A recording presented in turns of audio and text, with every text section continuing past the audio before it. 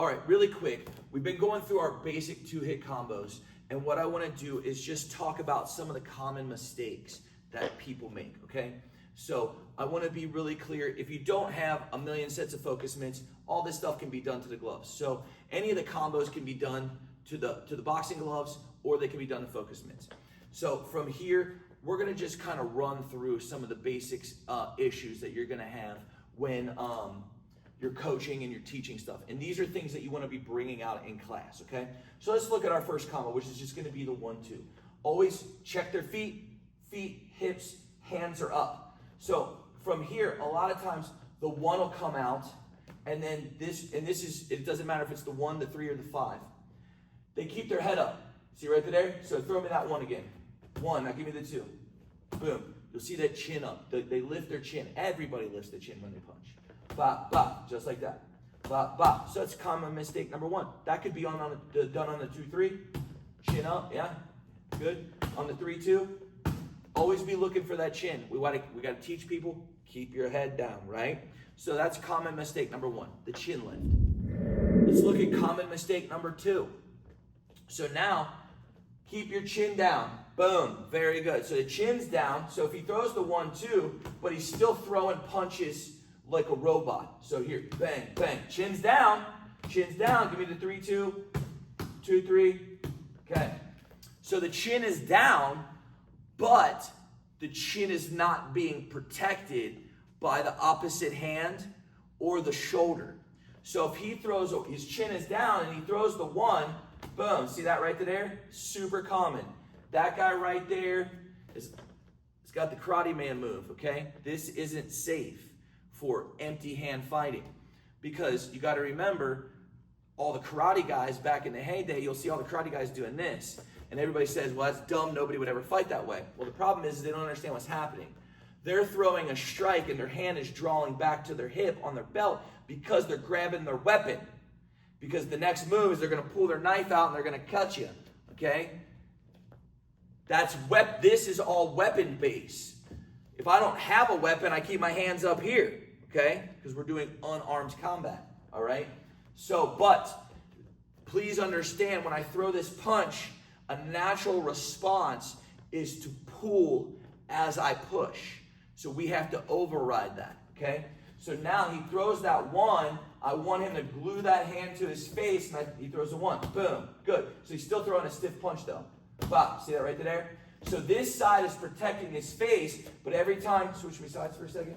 Every time he throws a punch, that shoulder's, keep it out. That shoulder's down, and there's a big gap between his chin and his shoulder, okay?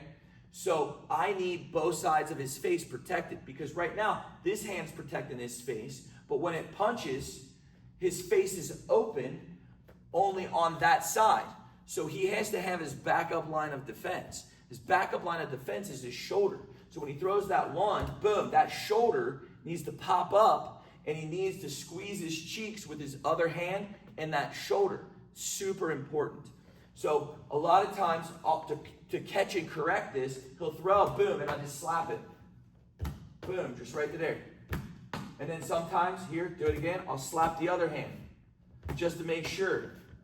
Here, bang, bang, okay? So these are all important, and that's on every punch. Switch me back for a second. Even like the 2 punch.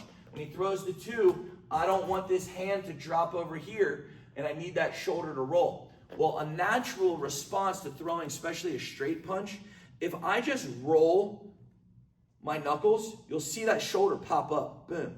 And what that does in the punch is it exposes, by turning, you expose those 2 knuckles, because if I want to jab at him right on that orbital, that roll right there exposes those 2 knuckles and gives me the best surface possible to crack him, bang, okay? So making sure we keep the chin down, the opposite hand protecting, and that shoulder pinch right there to protect at all times, okay? So that's going to be mistake number 2. If we look at common mistake number 3, no pivoting, right? So like he throws, chin is down, he throws the 2, and shoulders are good, but he loses his power.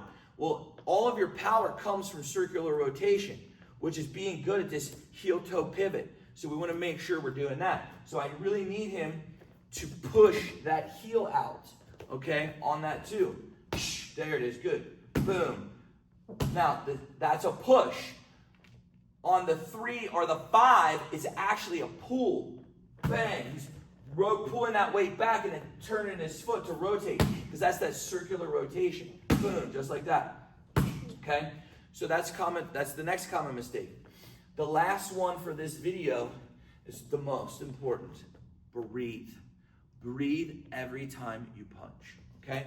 So we're here. When he punches, so we've got defense, hand protects the face. He starts to push out the punch. Shoulder protects the face. Hip rotates from the pivoting of the foot, and then the exhale. That gives that last piece. Again. And that's every technique now. 2, 3. 1, 2. 6, 3. 5, 2. 4, 3. Every time. The consistency in that. Now, that's all static, okay? Your next piece now is, if I can get consistency in all of that, now motion, okay? Hands are up. Now I'm moving around, moving around, moving around. Stop, 2, 3. Moving around, moving around, moving around. 1, 2. Moving around, 1, 1. Start building it up slow and steady, guys. Let me tell you right now, take the time to really fix this stuff in the beginner levels, because then sparring is going to be more fun, power is going to be there, accuracy is going to be there. These are just some quick tips on things to be cleaning up and be looking for. And the other thing is you can teach this to the coaching side, okay? Just by running little drills.